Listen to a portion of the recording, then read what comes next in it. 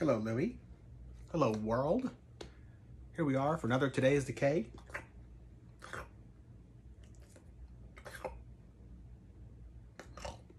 July 9th edition. I'm really late. The day got away from me. What can I say? Sometimes these things happen. We're celebrating births and beginnings of everything important since the dawn of time. Of everything that's important since the dawn of time. So things that, movies that premiered, artists that were born, records that came out, stuff like that. Because otherwise the day and life just gets away from us, doesn't it, pal? We don't want the day or the life to get away from us. No. We want to put a collar on it and walk it around the house saying, I own you. Yes. So in this day, in 1909, Basil Wolverton was born. Basil Wolverton is was a fantastic illustrator, illustrating everything from Mad to Plop, and lots in between, including Weird Tales of the Future, which might be one of my favorites. Look at this. Here's a reproduction collection. Some weird, just the artwork here is so cool. He's like so distinct for the time frame that already you've got so many different varied artists at this point, and yet everybody is bringing something different to it. Basil Wolverton being one of them. Also in this day, Soledad Miranda was born in 1943. She was in a bunch of things, but I would say primarily she really connected with Jess Franco, making movies like She Killed in Ecstasy, Vampiros Lesbos. Probably the one of the saddest things, I guess, in her career, because she was only really working in, I think, the late 60s or through the 60s into maybe the early 70s. What year is Vampiros Lesbos? What year is Vampiros Lesbos? I don't know either. He doesn't know. I don't know. There's no celebrity guest to tell us today. Anyway, I know she died tragically, and the last couple of her movies came out, I think, posthumously. It's a really good word. What was that?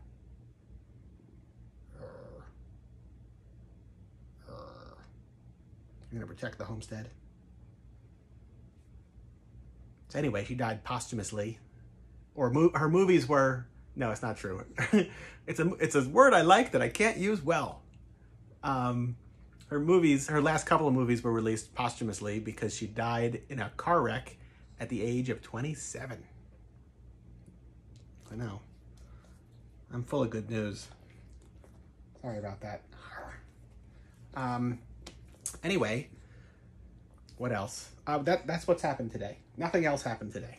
But you know what? All right, here's something else. Here's one of the last copies of Playghoul that I've got here in the house. We did a lot of market research before producing this book, and realized that the market could stand exactly 666 copies of the book, which was, comical and all right, great, why not? Turns out our math was wrong, and we are nearly sold out. I have like 10 copies of this left, and I think actually 2 of them sold tonight. So I think that means I have 8 copies left. Yeah, so if you're interested, I can't promise you there's going to be a second printing, but the first printing was done by Lance Thingmaker of Creepy Cult. Everything was traditional offset printed. Nothing digital about it whatsoever. The story here, it's 166 pages of chronologically collected Mila Nurmi appearances in pulp magazines from 1950 to 1964. So you see her start as like a bikini model in like pulp magazines, and then as she evolves into vampirist, she graduates into, I don't know if it's graduating, but she moves over into like celebrity magazines. And it's all sorts of articles where they interview her, and she's very open and honest about her life. So you wind up getting a like autobiography of her.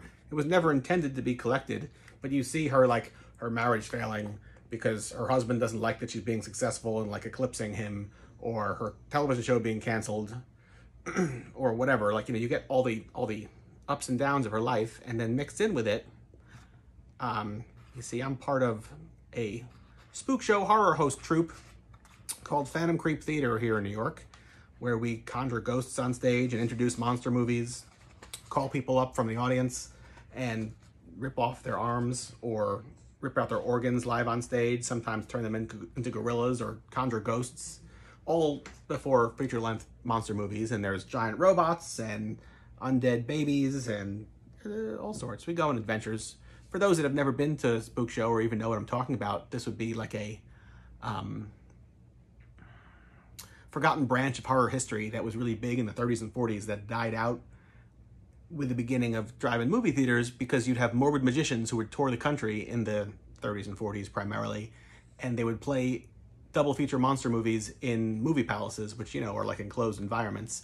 And you'd have blackout sessions at the end of the live segment where glow-in-the-dark ghosts would hover over the audience's heads or something of that nature. And in drive-in movie theaters, you couldn't do that. So the whole idea of like creating an environment was not so easy anymore. So it died out by the 50s. It did fully die out till the 70s, but high point would be the 50s, the 30s through 40s for spook show magicians.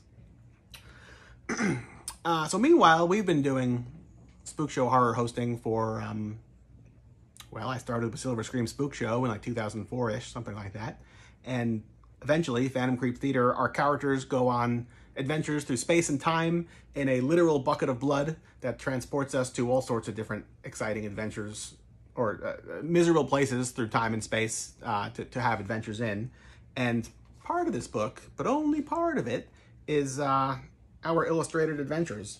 So here you see that's the mighty Moloch, Ek the Ghoul, and the King of Mars. And this is a whole segment here that was actually illustrated by Darren Merenick. For those of you that are Monsters Youth Against Nature fan. Youth Against Nature? Yeah. No, wait. Yeah. I was confused Youth Against Nature and Birds versus Martians. That's three words. Youth Against Nature. Anyway, that amazing cover art was Darren Merenick. So here, we were lucky enough to have him do some artwork for us. And it's one of my favorite stories in here, I'd say, but I'm not, all right, I'll read it. So basically you've got the three characters here traveling along in their bucket of blood as they wind up at the house on the Martian borderland. So how about we take the bucket of blood, our out of space, out of time pulmonary vessel on a quick trip, one planet over. Yes, perfect. To Mars we go. What? You don't think we have enough time? But we have the bucket of blood, and blood is the life, blood is the constant. It intersects all corners and flows between the smallest cracks of reality. See? We're already arrived. Breathe in that Martian air. We've crossed the expanse in time, in no time flat. That looks ominous over there. Let's explore. See, that's... there's us coming in to this haunted house looking place. And then there's a house on the borderland of Georgian design, silhouetted from light of the Martian lunar kind. It has windows that laugh in lurid delight, gaping, toothless expressions that just might reach out and snap down on an unwary victim. So how about we find another way to get in? Flanked by trees, naked, brittle, and dead, like accusing bony fingers going straight to your head. They incessantly scratch at the house's shingles, a sentient neurotic tick or an unwanted tickle. Could a house be inherently evil? Does energy remain when it's lacking of people? It's as if this place can't contain its side-splitting glee, that lo at its gates stands both you and me. Alas, we feel the steps creep and creak as we apply our trust and our feet. The rotting wood gives and sways. Perhaps we explore on another day. But hell's hinges cat call, beckoning to all. Enter at your own free volition, albeit foolish ambition. A jump into darkness, a cold wave engulfs us, a vacuum of void, a dead spot to be. Honey, I'm home, where's the cacophony? Cobwebs span distances undreamt, The air so thick with ageless time past and spent, rooms jut off in any which way, languishing and silent as a cemetery. The bucket of blood has transported us to worse. We're right now 5 million years to Earth, where swine things and insects once reigned supreme. It is now a planet of the dead, a forgotten dream. Under Martian moons, a blood-red sky, this house is only haunted by echoes of goodbye. We must depart as it's a matter of time. We've got places to be, and I think you'll find the life of the party. The dead of the night is at Vampira's attic, where everyone's getting real tight.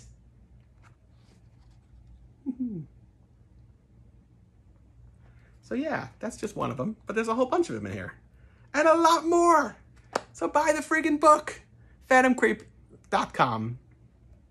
Only a couple copies left. It's a good day to sell out. I'll try to figure out what to do for a second printing. All right. Till tomorrow. And by that I mean like in a couple of minutes. Goodbye.